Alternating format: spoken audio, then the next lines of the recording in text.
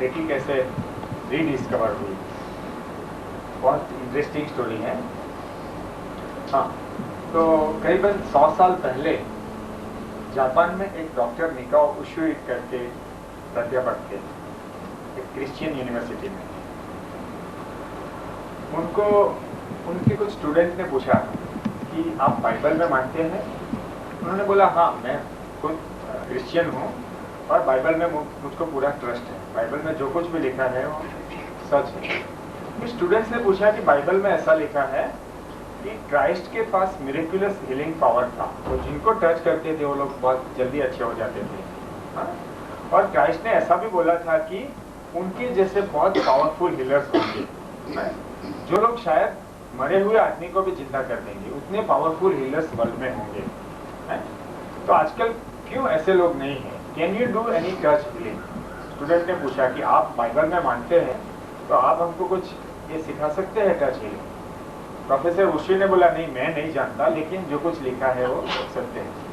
Students ने बोला नहीं, हम लोग ऐसे ब्लाइंड फेथ में नहीं मानते। You have to show us some concrete thing कि हमको इस बीमारी थी और आपने टच किया, हम अच्छे हो गए, then we will believe that this kind of knowledge existed.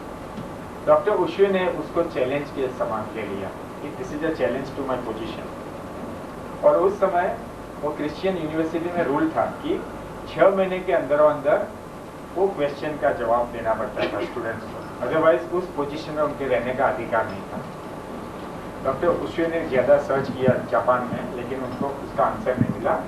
6 महीने के बाद उन्होंने इस्तीफा दे दिया और उनको ये चीज़ को ढूंढने का उन्होंने अपना लाइफ का पर्पस बना दिया। वहाँ से वो अमेरिका गए, क्योंकि अमेरिका में काफ़ी क्रिश्चियनिटी फैल चुकी थी। उनको लगा कि वहाँ से कुछ ओरिजिनल पुस्तकों में शायद उसका उल्लेख होगा। लेकिन 7 साल तक उन्होंने सब रिलीजियंस का स्टडी किया, थियोलॉजी का स्टडी किया क्योटो यूनिवर्सिटी में, लेकिन कुछ मिला नहीं। और फिर वो जापान वापस आए। उनको लगा कि जो लोग टेम्पल्स में, क्रिश्चियन टेम्पल्स में या बुद्धिस्ट टेम्पल्स में जो ओल्ड मॉन्क्स है, शायद उनमें से किसी के पास ऐसा नॉलेज होगा, क्योंकि पहले के ज़माने में ऐसी विद्या गुरु अपने शिष्य को ओरल फॉर्म में देते थे। They were not giving us anything in writing. तो शायद कोई ओल्ड मॉन्क के पास ऐसी विद्या। तो 3 साल तक उन्होंने काफ़ी बुद्धिस्ट मॉनेस्ट्रीज और क्रिश्चियन टेम्पल्स का विजिट किया, लेकिन कुछ नहीं मिला। हाँ, एक बुद्धिस्ट मॉन्क ने उनको बोला कि हाँ, ऐसा पावर पहले था लोगों में, जो लोग दूसरे को टच करके फील करते थे। लेकिन जो नॉलेज पहले था वो अभी भी कोई न कोई फॉर्म में है, इट इज़ हिडन समवेयर। तो if you do research you may be able to find out. तो उनको एक प्रोत्साहन मिला, उन्होंने अपनी रिसर्च ज़्यादा जारी रखी। वहाँ से वो चाइना आए, क्योंकि चाइना में भी बुद्धिस्ट धर्म ज़्यादा फैला था। गौतम बुद्ध भी ऐसा हीलिंग करते थे। तो शायद उनको लगा कि शायद कोई बुद्धिज़्म की बुक में उनको ये नॉलेज मिलेगा। 3 साल तक वहाँ रहे, चाइनीज़ लैंग्वेज सीखा, उसके बाद चाइनीज़ धर्मसूत्रों का अभ्यास किया, लेकिन कुछ नहीं मिला। फिर उनको लगा कि भगवान तो इंडिया के थे, शायद कोई बुद्धिस्ट मोनेस्ट्री में किसी के पास ये नॉलेज होगा। तो उन्होंने इंडिया आके संस्कृत लैंग्वेज का स्टडी किया। नॉर्थ इंडिया में सारनाथ, बोध गया, काशी, सभी जगह घूमे, लेकिन वहाँ से भी कुछ नहीं मिला। फिर तिब्बत में गए। तिब्बत में कुछ मोनेस्ट्रीज थी जहाँ से कोई नॉलेज दूसरे को सिमिलरली दिया नहीं जाता था। वहाँ गए, उन्होंने पाली लैंग्वेज का स्टडी किया और 3 साल के बाद उनको एक पुस्तक मिला जिसमें रेकी के बारे में उल्लेख था कि आप ऐसी तरह मेडिटेशन करो, आपको ये पावर मिलेगा, and then you can, if you touch others you will be able to heal people. तो वो पुस्तक काफ़ी फटा पुराना था, कुछ चीज़ें उसमें नहीं थी। वो लेके वो जापान आए और जापान के उनके जो गुरु थे बुद्धिस्ट मॉन्क, उनको मिले। उन्होंने बताया कि हाँ, पुस्तक में बताया ऐसे आप 21 दिन का आप फास्टिंग करो, 21 दिन बिना कुछ खाए पिए मेडिटेशन करो, शायद ये नॉलेज आपको मिलेगा। तो डॉक्टर उशी ने इतने साल के बाद उन्होंने नक्की किया कि now I will do, this is my last thing, what I will do. अगर 21 दिन के बाद मुझको ये नॉलेज नहीं मिलता है तो I will not come back, I will not come back to the society, I will give up my life by fasting on. ऐसा निश्चय करके वो जापान, उनके क्योटो टाउन से 20 मील दूर एक पर्वत है, उसको माउंट कुरियामा बोलते हैं, वहाँ गए और वहाँ एक हिल पे उन्होंने मेडिटेशन शुरू किया। बिल्कुल बिना कुछ खाए सिर्फ पानी पीते थे, उन्होंने मेडिटेशन शुरू किया। थोड़े दिन के बाद तो उनको अशक्ति लगने लगी नेचुरली। ऐसे 20 दिन का उपवास तो उनका पूरा हो गया, लेकिन लास्ट दिन उनको लगा कि अब तो कुछ एक ही दिन बचा है, मुझको अभी तक कुछ नहीं मिला है। If I don't get I will end up my life in fasting only. 21वें दिन सुबह अर्ली मॉर्निंग को मेडिटेशन करते थे, तब पूर्व दिशा में उन्होंने एक व्हाइट फ्लिकरिंग लाइट देखा और वो कुछ सोचे उसके पहले तो वो व्हाइट लाइट आकाश में से आई पूर्व दिशा में से और आके उनके आज्ञा चक्र में घुस गई। एकदम इलेक्ट्रिक शॉक जैसा लगा, बहुत वाइब्रेशंस हुए, बेहोश होके गिर पड़ी। और 3-4 घंटे चले गए उस अवस्था में, लेकिन उस अवस्था में उन्होंने काफी रेनबो कलर के बबल्स देखे उनके आसपास और व्हाइट लाइट देखी। वो बबल्स में कुछ संस्कृत कैरेक्टर्स देखे, कुछ श्लोक देखे, एक के बाद एक श्लोक को याद करते थे, एक के बाद एक वर्ड को, और कुछ सिंबल्स देखे, तो सिंबल्स को भी वो याद रखते थे। ऐसे 3-4 घंटे के बाद जब वो बेहोशी में से बाहर आए, बिल्कुल स्वस्थ थे, किसी भी प्रकार की वीकनेस नहीं थी, वो बहुत खुश हो गए। उनको लगा कि yes, this is what I wanted, और बहुत खुशी से वो पर्वत से नीचे उतर रहे थे। अचानक उनके पैर में ठेस आई और उनके अंगूठे में से ब्लड निकलने लगा। हमको भी जब कुछ लगता है तो हम क्या करते हैं, हमारा हाथ बहा जाता है नेचुरली। वो भी बैठ गए और अंगूठे पे उन्होंने दोनों हाथ रख दिए। थोड़ी मिनटों में ही वो लहू निकलना बंद हो गया और पेन बिल्कुल चला गया, सिर्फ कुछ सब उसको लगा ही नहीं था। This was the first miracle. वहाँ से वो नीचे आए तलेटी में, वहाँ एक रेस्टोरेंट जैसा था, ढाबा जैसा, वहाँ जाके उन्होंने ब्रेकफास्ट का ऑर्डर दिया। रेस्टोरेंट ऑनर ने देखा कि ये आदमी ने तो तप किया है, कुछ साधना किया है। उन्होंने बोला आपको कुछ सॉलिड खाना नहीं चाहिए, आपके लिए कुछ राब या ऐसा कुछ बनाना। He said, no, you don't worry, you give me everything what is prepared. I am in a hurry. वो रेस्टोरेंट ऑनर की पौत्री खाने की डिश लेके आई, पूरी थाली भरी हुई थी। उशू ने पूरा खा लिया एक साथ। Nothing happened. He could digest it. And this was the second miracle. वो छोटी लड़की जब खाने की प्लेट रखने आई तब रो रही थी। डॉक्टर उसी ने पूछा क्या हुआ है, why are you crying? वो बोले कि मेरे दांत में दर्द होता है 2-3 दिन से और कुछ मेडिसिन नहीं मिले, we are so poor, we cannot go to the city to a dentist. उसी ने बोला मैं आपको टच कर सकता हूँ यहाँ? लड़की बोली हाँ। उन्होंने अपना हाथ वहाँ रख दिया उनके गाल पे। 2-3 मिनट में ही उनका पेन चला गया और जो स्वेलिंग था वो भी कम हो गया। वो लड़की अंदर जाके अपने दादा को बोले कि ये तो he is not a ordinary mom, उसने मुझको जस्ट यहाँ छुआ और मेरा दर्द 3 दिन का चला गया। उनके हाथ तो बहुत गर्म है।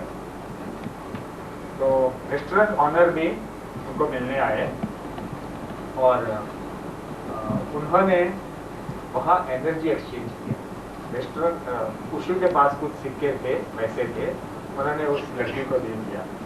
वो लोग ने ना बोला नहीं, you have given her healing, we will not take the money. वहाँ से फिर उशू आगे चले। 20 दिन के उपवास के बाद वो 20 मील चल के अपने टाउन गए Kyoto. That itself is a miracle. 3 दिन के उपवास के बाद हम टॉयलेट तक जाने में तकलीफ पड़ी कुछ लोग।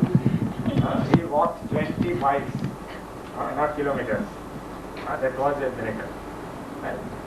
Because he was tuned with the cosmic energy. Right? फिर अपने गुरु को शाम को मिले और उनको बताया उनको जो एक्सपीरियंस हुआ था।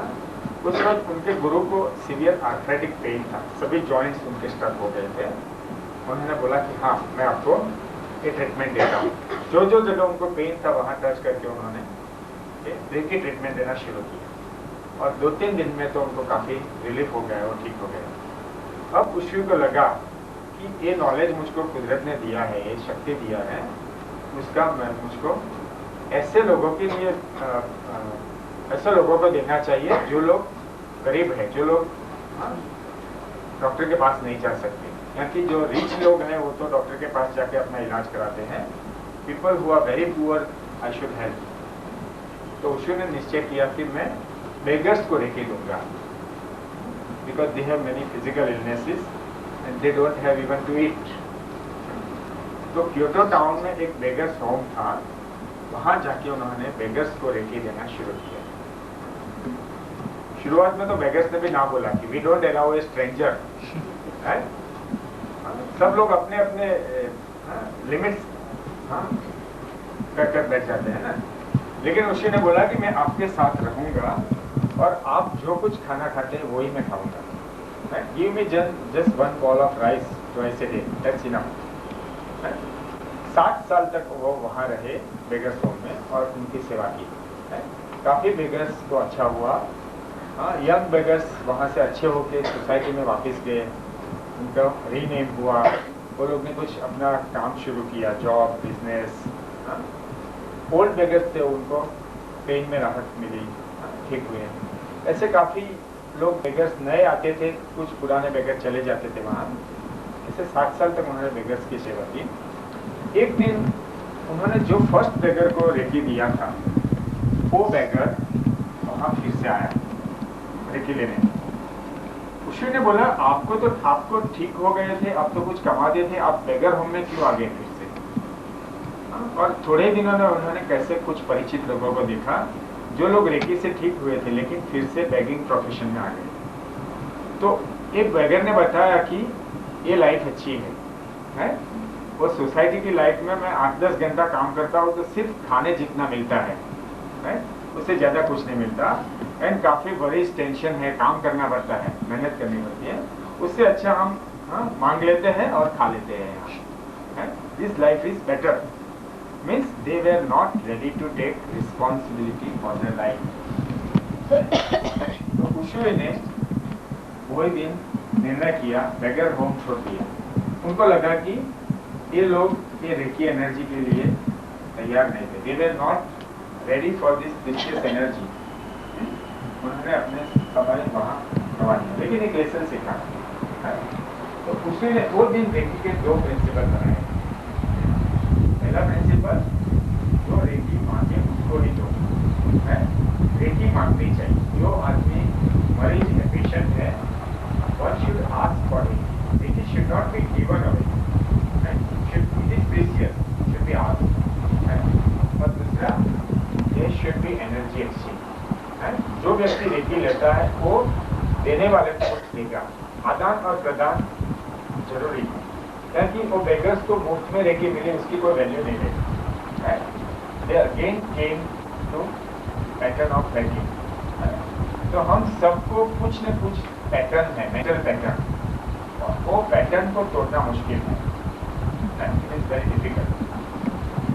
तो बेगर्स की एक begging was the pattern, not taking responsibility for life was their pattern, and they could not come out of their old pattern unless they wanted to.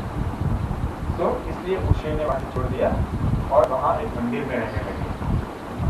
मंदिर में उन्होंने अनाउंस किया कि जिस व्यक्ति को भी फिजिकल बीमारी है, जो लोग यहाँ आएगा उनको मैं शाम को रेकी दूंगा और कुछ सामने उनको कुछ मुझको देना पड़ेगा, something in return. Maybe not only money, it may be आप उनको फ्लावर दो, खाने का दो, कपड़े दो, पुस्तक दो, कुछ भी, but something should be given as an exchange। कुछ लोग ऐसे तैयार होने लगे और धीरे धीरे खुशी की बहुत प्रतिष्ठा बढ़ गई, यानी काफ़ी लोगों को अच्छा होने लगा और दूसरे टाउन सिटीज में से भी उनके इन्विटेशन आए। फिर खुशी ने दूसरे लोगों को ट्रेन करना शुरू किया। जिन लोगों को रेकी सीखने थी उनको सिखाना शुरू किया और ऐसे काफ़ी उनकी हीलिंग टीम हो गई और वो अपनी हीलिंग टीम के साथ दूसरे टाउन्स में जाने लगे। हाँ, फिर जब खुशी की उम्र हुई उनको लगा कि अब मैं ज़्यादा काम नहीं कर सकूँगा, I should give this technique to others. तो उनके प्रिय शिष्य थे चुजिरो हायाशी, डॉक्टर चुजिरो हायाशी, जो नेवी में से रिटायर हुए थे और उनको सोशल वर्क करना था और रेकी में काफ़ी अच्छा हीलिंग कर रहे थे। तो उनको रेकी के फर्स्ट मास्टर बनाए। तो उशू के बाद doctor Hayashi became the first reiki master और थोड़े साल के बाद उनको रेकी के ग्रैंड मास्टर बनाए। Grand master means one who takes responsibility to preserve the system, उसकी सेक्रेटनेस, उसकी वैल्यू को जो आगे बढ़ाया। तो doctor Hayashi became the first reiki grand master. हाँ, हायाशी ने अपना रेकी क्लिनिक खोला टोक्यो में। उनको लगा कि ये सिस्टम में ज़्यादा लोग जो स्ट्रेसफुल है वो आएंगे, तो सिटी लाइफ में स्ट्रेस ज़्यादा होता है, वहाँ के लोग ज़्यादा सीखने आएंगे या ट्रीटमेंट लेने आएंगे। इसलिए उन्होंने टोक्यो में अपना क्लिनिक खोला और वो पहला रजिस्टर्ड क्लिनिक था जहाँ रेकी के सब हीलिंग रखे जाते थे, रिकॉर्ड रखे जाते थे। इवन डॉक्टर्स भी वहाँ अपने मरीजों को रेकमेंड करते थे कि भाई आप यहाँ रेकी ट्रीटमेंट लो। तो हायाशी के हॉस्पिटल में एक दिन 1935 में एक लेडी आई, उसका नाम था मिसेस हवायो टकाटा। वहाँ दोनों के फोटो है, हायाशी और उशुई और मिसेस टकाटा। तो मिसेस टकाटा उनकी उस समय 35 साल की थी। 1935 में वो उनको उनके हस्बैंड एक्सपायर हो गए थे और वो इमोशनल अपसेट से उनको काफ़ी बीमारियां हुई थी। अल्सर था, गोल्ड ब्लेडर स्टोन थे और अपेंडिसाइटिस था। और वो जापान की लेडी थी और अमेरिकन के साथ उसकी शादी हुई थी। तो शादी के उनके हस्बैंड के डेथ के बाद वो वहाँ जापान आई थी अपने पेरेंट्स के घर और अपने सारवार कराने को। तो वो जब मेडिकल ट्रीटमेंट ले रही थी तब वो जो डॉक्टर थे, सर्जन, उन्होंने उनको रेकी के बारे में थोड़ी जानकारी दी, क्योंकि उनको ऑपरेशन करवाना नहीं था। Mrs Takata didn't wanted to undergo the surgery, so the doctor advise okay go to the reiki clinic. और रेकी क्लिनिक में उनकी सारवार होने लगी। 2 महीने में उनके काफ़ी प्रॉब्लम बिल्कुल ठीक हो गए without any surgery and she became alright. अब उनको रेकी सीखना था क्योंकि वो हवाई आइलैंड की थी और हवाई में तो दूसरा कोई रेकी जानने वाला नहीं था। इसलिए उन्होंने डॉक्टर हायाशी को रिक्वेस्ट किया कि भाई मुझको भी रेकी सीखनी है, आप मुझको रेकी के स्टूडेंट बनाओ। उस समय जापान बहुत कंजर्वेटिव था, ladies were not given this technique because they should not touch other people. तो हायाशी ने उनको ना बोला कि नहीं, according to Japanese custom women are not given this knowledge. They can be treated but they will not given the degree in Reiki, right? लेकिन हवायो Takata was not an ordinary woman. She persisted and one day Dr. Hayashi had to take her for the first degree class. तो उनको first degree दिया, कुछ समय के बाद उनको second degree का नॉलेज दिया। फिर मिसेस टकाटा तो विधवा थी, उनको अपने फैमिली के लिए कुछ कमाने की ज़रूरत थी, 2 बच्चियाँ थी उनको लगा कि this is the best profession, ये प्रोफेशन से मैं दूसरों को अच्छे भी कर सकूँगी और मुझको कुछ पैसे भी मिलेंगे। तो थोड़ी ट्रेनिंग के लिए वहाँ ज़्यादा रुक गए जापान में। उसके बाद वो हवाई गए। हवाई जाके उन्होंने रेकी क्लिनिक शुरू किया और उनके क्लिनिक में काफ़ी लोग आने लगे, ट्रीटमेंट होने लगी। ऐसे 2 साल तक उन्होंने काफ़ी लोगों को ट्रीट किया। उसके बाद 1939 या 38 में उनकी रेकी मास्टर्स ट्रेनिंग हुई। उनके बाद वो रेकी के क्लास लेने लगे हवाई में और हवाई के आसपास के दूसरे आइलैंड में। This went on for another 1-2 years।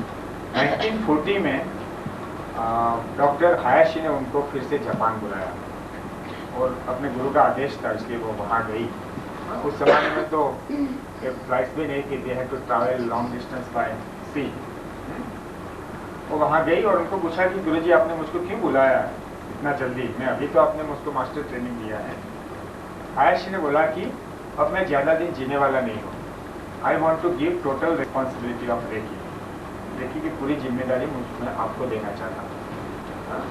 उन्होंने बोला आप तो बिल्कुल स्वस्थ है। उस समय उनकी उम्र सिर्फ 62 साल की थी और बिल्कुल स्वस्थ थे, कोई बीमारी नहीं थी। हायाशी ने एक्चुअली नक्की किया था कि अब मेरा लाइफ का मिशन पूरा हुआ है, now I want to leave my body. और उसका दूसरा रीजन ये था, उस वक्त सेकंड वर्ल्ड वॉर शुरू हो चुका था और हायाशी को लगता था कि वो नेवी के ऑफिसर थे, तो जापानीज गवर्नमेंट उनको कभी भी ड्यूटी पे बुला सकती थी। क्योंकि डिफेंस वालों का एग्रीमेंट होता है, in times of war they have to join the duty again. और हायाशी को भी एक डिस्ट्रक्शन का काम नहीं करना था, ये हीलिंग लाइन में थे। तो उन्होंने नक्की किया कि before this war comes to Japan I would leave my body and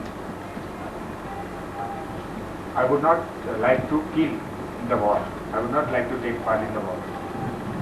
So उन्होंने एक दिन सबको बुला के अपना देह हंसते हंसते छोड़ दिया, बैठे बैठे। This was called transition. This was not a death. He left his body with his own wish. अपनी इच्छा से उन्होंने समाधि ली, अपना देह छोड़ दिया। So this is also ultimately possible by Reiki. You don't have to suffer and wait for the death. You can leave your body smiling. So this is the ultimate condition. बहुत कुछ सजेशन, थोड़े कुछ suggestion को ही मिलती है condition. Most of the ordinary people suffer a lot and then leave the body. So this happened in 1941. फिर तो world war काफी बढ़ा और जापान भी उसमें काफी इन्वॉल्व था। टोक्यो में काफ़ी बॉम्बार्डिंग हुआ और फिर हम जानते हैं एटॉमिक वॉर हुआ 1945 में। तो मिसिस टकाटा वो जो अपने बच्चों के साथ गई थी हवाई, वो जापान नहीं आ सकी। 5 साल तक उन्होंने हवाई में ही अपने प्रोग्राम किए, वहाँ ही हीलिंग किया। 1945 के बाद जब वर्ल्ड वॉर पूरा हो गया और वो जब जापान आई, टोक्यो गई, तो उन्होंने देखा कि जो रेकी सेंटर था, हायाशी का हाउस और रेकी हीलिंग सेंटर, वो बिल्कुल इंटैक्ट था। उसके बगल वाले बिल्डिंग पे बॉम्ब गिरे थे, काफ़ी लोग मर चुके थे, लेकिन ये बिल्डिंग पूरा ऐसा कुछ नहीं हुआ था। रेकी ने तो लोगों को भी प्रोटेक्ट किया, उस बिल्डिंग को भी प्रोटेक्ट किया। Reiki is a protective energy. उसके बाद रेकी का उन्होंने वहाँ ग्रैंड मास्टरशिप का चार्ज ले लिया, रेकी का काफ़ी अच्छा प्रोपेगेशन किया। फिर वो फिर से वहाँ से जापान छोड़ के हवाई में सेटल हुई। हवाई और उसके आसपास के कंट्रीज में उनके प्रोग्राम चलते थे। 1964 में उनको अमेरिका से आमंत्रण मिला हवाई टकाटा को। हवाई टकाटा सिर्फ 5 पुस्तक पढ़े थे और उससे आगे नहीं पढ़े थे। She was a girl of a very poor family, but she started teaching reiki. She learn all this things for herself. तो रेकी सीखने सिखाने में कुछ पर्टिकुलर नॉलेज की जरूरत नहीं है। Reiki master can be A doctor, reiki master can be A ordinary person also, right, who doesn't know even the anatomy. हाँ, तो टकाटा फिर 64 में अमेरिका गए और वहाँ कैलिफोर्निया में काफ़ी क्लासेस की डिमांड की।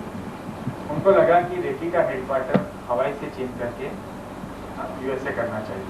And she shifted to USA और वहाँ काफ़ी सेमिनार हुए। 1970 तक उन्होंने काफ़ी लोगों को रेकी सिखाया।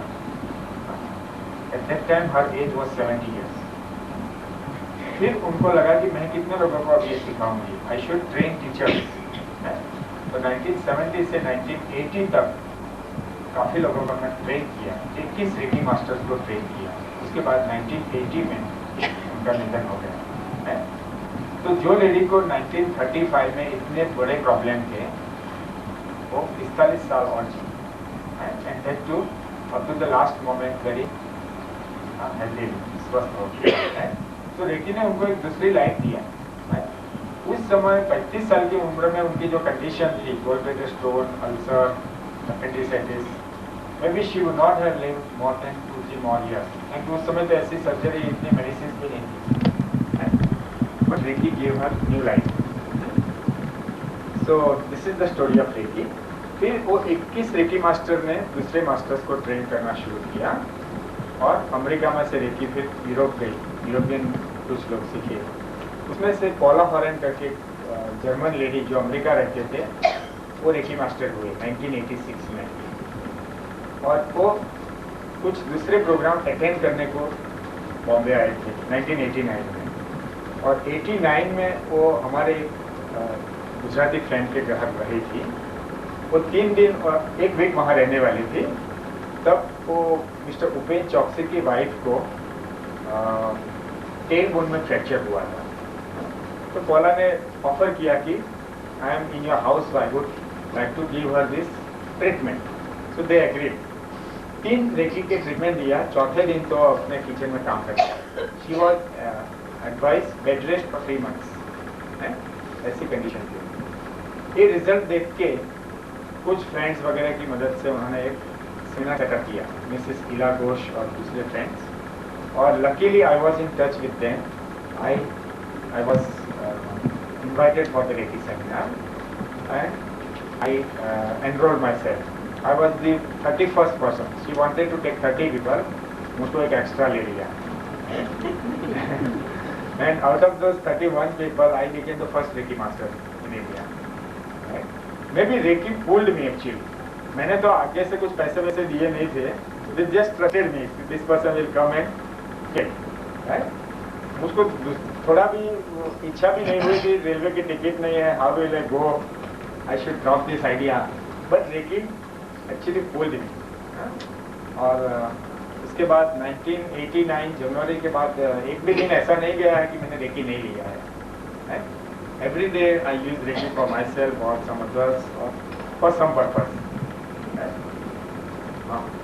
अच्छा, ये मिसेस टकाटा 1980 में गुजर गए। उसके पहले उन्होंने रेकी का चार्ज फिलिस कुरोमोटो को दिया। तो Phyllis Kuromoto is the Reiki official Reiki grand master. अच्छा, हुआ ऐसा कि मिसेस टकाटा ने जो 21 रेकी मास्टर्स क्रिएट किए अमेरिका में, उसमें से कुछ लोग बहुत फास्ट थे। You know, America is a country where everything is marketed, they don't have patience. तो उन्होंने जल्दी जल्दी दूसरे मास्टर्स को क्रिएट करना शुरू किया। और फिर क्या होता है, कुछ लोगों को अपने ईगो टकराता है ना, हम कुछ लोगों को पसंद नहीं था कि Phyllis Kuromoto should not become the grand master, I am senior then.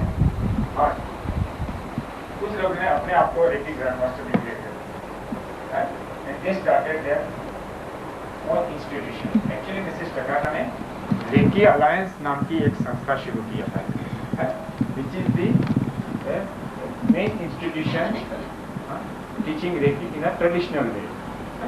लेकिन कुछ लोगों को लगा कि नहीं, ये ट्रेडिशनल चीज ठीक नहीं है, we should go very fast. आज तो रॉकेट का जमाना है, it is not a bullock cart age, so we should give this degrees very fast. और हुआ क्या कि आज इतने मास्टर्स हो गए हैं, उसमें से कौन रियल ग्रैंड मास्टर है भी जानता। लाइक आज भी शंकराचार्य 4 है ना, लेकिन 36 लोग क्लेम करते हैं कि आई एम दी शंकराचार्य। ऐसा रेकी में भी हो गया। So if somebody says I am a reiki grand master, no, I am also not a reiki grand master. I am a reiki master cum teacher. I can teach, I can train master, but grandmaster is only one in the system. I am a senior master because I have 7.5 years experience. So, Phyllis Kuromoto is the official grandmaster और Reiki alliance is the main institution. कुछ लोग ने अपना अपना अलग institute बनाए, association, और उसमें से कुछ इंस्टीट्यूशन आज बंद होने भी लगे हैं, because ultimately the truth prevails. जो लोग ने अपनी ईगो से, अहम से कुछ नया शुरू किया था, वो ज़्यादा दिन नहीं चला। सो रेकी अलायंस के बारे में मैं आपको फिर कुछ बताऊँ। But my teacher Paula Horan is a member of Reiki alliance. So indirectly I am not a member, but I am following those guidelines. हाँ, मैं रेकी 2nd डिग्री सीखा कार्ल एवेडिंग के पास, 1st डिग्री पोला हॉरेन के पास सीखा। फिर 1 महीने के बाद कार्ल एवेडिंग आए थे, वो भी जर्मन साइकोलॉजिस्ट हैं, उनके पास से 2nd डिग्री लिया। और 3rd डिग्री मैंने लिया बारबरा ज़ेफाक करके, एक जर्मन लेडी हैं, वो स्विट्जरलैंड स्थित है, वो भी पौला के ही स्टूडेंट हैं। पौला के पास ही कार्ल और बारबरा रेकी सीखी। तो बारबरा के पास मैंने रेकी मास्टरशिप किया और उसके बाद मैं रेकी सीखा। ये 7.5 साल में तो रेकी सभी जगह पहुंच चुकी है। इवन श्रीनगर में, कश्मीर में डिफेंस में रेकी सेमिनार हुए हैं। Soldiers also want to learn reiki. Goa, Guwahati, Tripura, Tamil Nadu, Rameswaram में भी हुए हैं, कन्याकुमारी में भी सेमिनार हुए हैं। सो इट हैज, हाँ यस, बांग्लादेश में भी रेकी सेमिनार होने लगे हैं। पहले मुस्लिम्स नहीं आते थे because they were believing this is some Hindu philosophy, we should not learn thing, this is एक कुछ धर्म का परिवर्तन कराएंगे। लेकिन उनको भी लगने लगा कि this is a scientific technique, nothing, it has no relation with religion. और ऐसे रिलीजियन के साथ आप उसका संबंध देखो तो सब रिलीजियन में कॉस्मिक एनर्जी का तो उल्लेख है ही। यीशु क्रिस्त के पास भी थी, बाइबल के पास भी थी, बुद्ध के पास भी थी, महावीर स्वामी के पास भी थी ये शक्ति, और शायद मोहम्मद पैगंबर के पास भी यही शक्ति है। तो सभी धर्म में reiki is a Japanese word but it is everywhere. उसका ओरिजिन ही यूनिवर्स है ना, it is universal light force energy. तो ढाका में सबसे पहला सेमिनार हुआ, उसमें 72 मुस्लिम्स थे। इतना भी अहमदाबाद में नहीं दिखा। एंड एटलीस्ट 4-5 सेमिनार हो गए हैं। So Reiki is now spreading to all cross sections, all peoples following any religion, because it is a science. It is not something pertaining to any religion.